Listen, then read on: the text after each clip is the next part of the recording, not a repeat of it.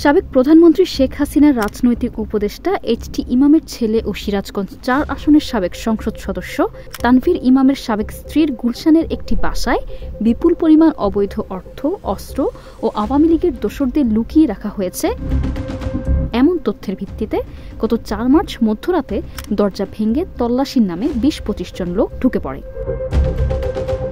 বাসায় তল্লাশির নামে তছনছ, ভাঙচুর ও লুটপাটের ঘটনায় ৩ জনকে আটক করেছে আইনশৃঙ্খলা রক্ষাকারী বাহিনী। পরে 999-এর মাধ্যমে খবর পেয়ে রাত 12:30টায় ঘটনাস্থলে আসে গুলশান জোনের ডিসি, গুলশান থানার ওসি সহ সেনাবাহিনীর সদস্যরা। সেখান থেকে ৩ জনকে আটক করা হয় এবং তাদের বিরুদ্ধে গুলশান থানায় মামলা প্রক্রিয়াধীন। প্রাথমিক তদন্তে জানা গেছে, শাকিল আহমেদ নামে এক ব্যক্তি একসময় বাসাটিতে কেয়ারটেকারের কাজ করতেন। তিনি মূলত জনতাকে ২০০ থেকে ৩০০ কোটি টাকা পাওয়া যেতে পারে তথ্য দিয়ে বাসাটিতে তল্লাশি চালানোর জন্য উস্কানি দেন। এর আগে গত পরশু রাত 10:30টার দিকেও একই অজুহাতে একদল জনতা বাসাটিতে প্রবেশের চেষ্টা করে। পরবর্তীতে পুলিশ এসে তাদের বুঝিয়ে সেখান থেকে সরিয়ে দেয়। স্বরাষ্ট্র মন্ত্রণালয় এ মর্মে আবারও সতর্ক করেছে যে কেউ যেন আইন নিজের হাতে তুলে না নেয়।